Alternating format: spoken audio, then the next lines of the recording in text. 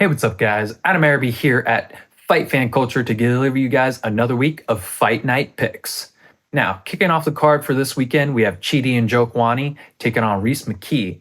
And this fight is at welterweight. We have seen Chidi compete mostly at middleweight in his UFC run, but he is coming down and he is, I will say, the more powerful striker of the two. But Reese McKee, this is his second run in the UFC, and I'd say overall he has a more trickier striking game. And so with him having a little more to prove, and like I said, having a more dynamic striking game overall, I'm going to take the former Cage Warriors champion in this one and Reese McKee. Moving on to our next fight at featherweight, we have Kyle Nelson taking on Bill Algeo. Bill Algeo has faced some very tough competition in the featherweight division, but he's had a little bit of an up and down performance in his last few fights. And Kyle Nelson really has just risen to the occasion, taking down really good opponents in Fernando Padilla, Blake Builder, as well as others within his UFC run, and just showed a lot of promise within that featherweight division. So I'm going to take Kyle Nelson on this one. Moving on to our middleweight fights of the night. Stick with me here. It's not going to be an easy one. We have Nursultan Ruziboyev.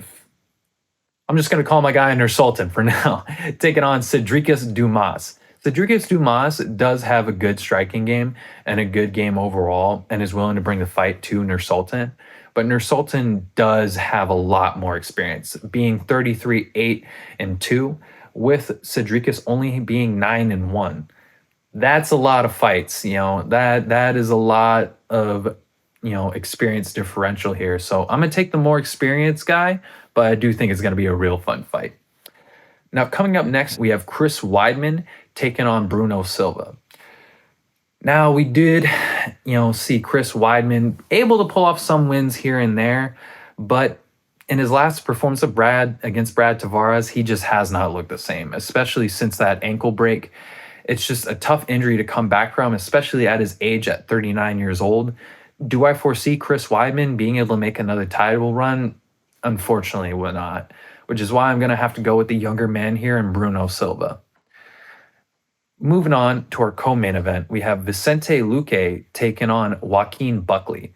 This is a little bit of a newer matchup because originally Vicente Luque was supposed to take on Sean Brady, but unfortunately Sean Brady had to pull out, and now he's taking on Joaquin Buckley, which honestly I think favors into Joaquin's hand.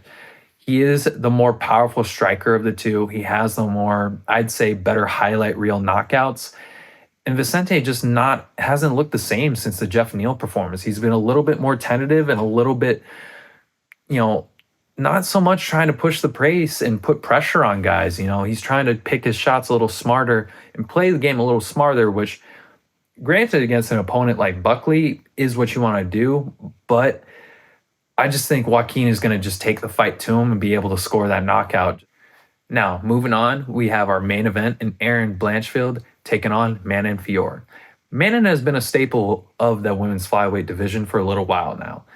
She's remained around that top 5, I'd say, for the better half of some years now, taking on, like I said, some of the best in the division and showing overall a really well-rounded MMA game. But Erin Blanchfield has just been on an absolute tear, taking down Tyler Santos, beating Jessica Andrade, starting this run off by, completely dominating Molly Meatball McCann. And she's only 24 years old while doing this. So I'm going to take the heavy grappler on this one, who's just been on a great winning streak. And, I could totally see Erin Blanchfield potentially fighting for a title within the next few fights. So comment down below what some of your guys' picks are and, keep tuning in to Fight Fan Culture.